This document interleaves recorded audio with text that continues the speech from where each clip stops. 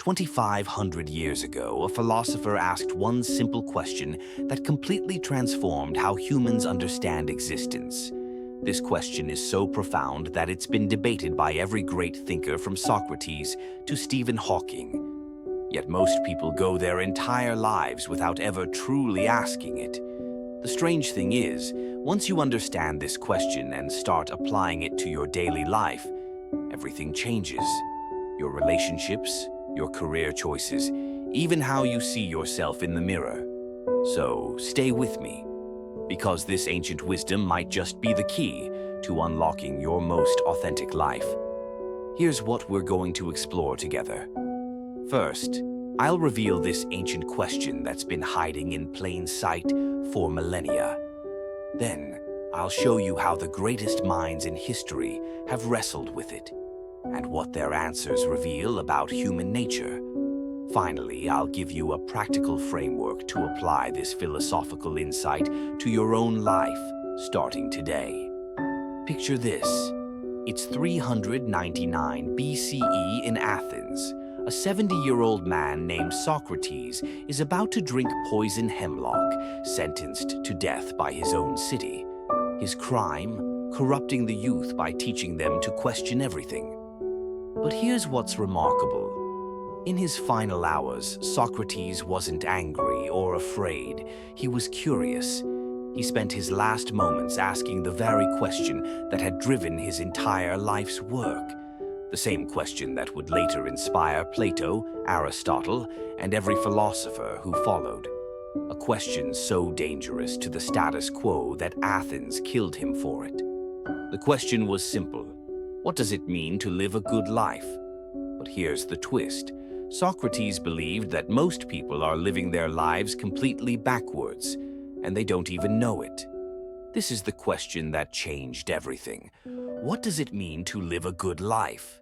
But before you dismiss this as obvious, let me challenge you. Right now, stop and actually try to answer it. What makes a life good? Is it happiness, success, love, money, fame? Here's where it gets interesting. Socrates discovered that every answer leads to another question. If you say happiness, then what is happiness? If you say success, then what defines success? This isn't just philosophical game playing, it's the foundation of conscious living. Most people never ask this question seriously. They inherit their definition of a good life from their parents, their culture, their social media feeds. They're living someone else's version of good, not their own. Let me take you on a journey through history to see how different philosophers answered this question.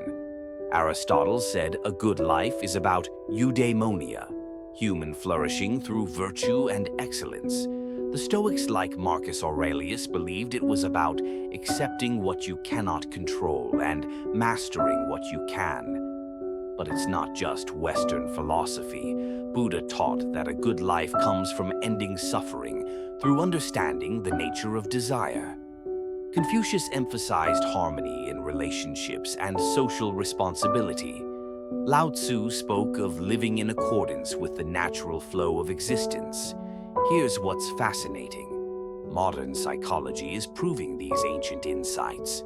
Research on happiness shows that people who live according to their deeply held values, rather than external expectations, report higher life satisfaction.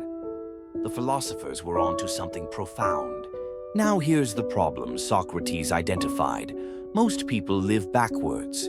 They chase external things, hoping to feel good internally. They think, if I get the promotion, then I'll be confident. If I find the right person, then I'll be happy. If I buy the house, then I'll feel successful. But the philosophers discovered something revolutionary. It works the other way around. When you define what a good life means to you, not to your parents, not to society, not to Instagram, and start living from that definition, the external things either follow naturally or stop mattering as much. Think about someone you know who seems genuinely content. I bet they're not the richest or most successful by conventional standards, but they have something deeper. They know who they are and what matters to them. That's philosophical wisdom in action. Here's how you can apply this ancient wisdom today. I call it the 3 pillars practice. First, ask yourself, what are my core values? Not what you think they should be, but what they actually are. Second, what does expressing these values look like in my daily life? Third, what would I need to change to align my actions with my values? Start small. Pick one area of your life that feels misaligned. Maybe you value creativity but spend no time creating. Maybe you value connection but live isolated. Make one small change today that moves you toward alignment. Here's what I want you to do right now. Take 30 seconds and write down 3 things that you believe make a life good. Not successful, not impressive, good. Really think about it.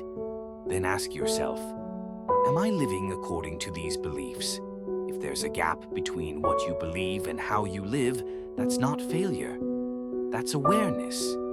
And awareness is the first step toward a more authentic life. I'm curious, what's your definition of a good life? Share it in the comments below. Let's start a real philosophical discussion. And if you found someone else's definition particularly insightful, let them know. Philosophy is meant to be shared. The ancient question, what does it mean to live a good life, isn't just academic philosophy. It's the most practical question you can ask. Because until you answer it for yourself, you're living someone else's life, chasing someone else's dreams, measuring yourself by someone else's standards. Socrates died for the radical idea that an unexamined life is not worth living. You don't have to die for this question, but you might have to let some old assumptions die. And that's exactly how transformation begins.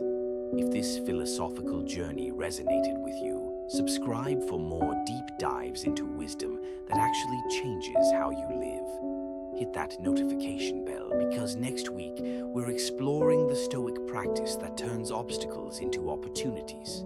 And remember, the question isn't whether you're living a good life. The question is, do you even know what a good life means to you? Until next time, keep questioning.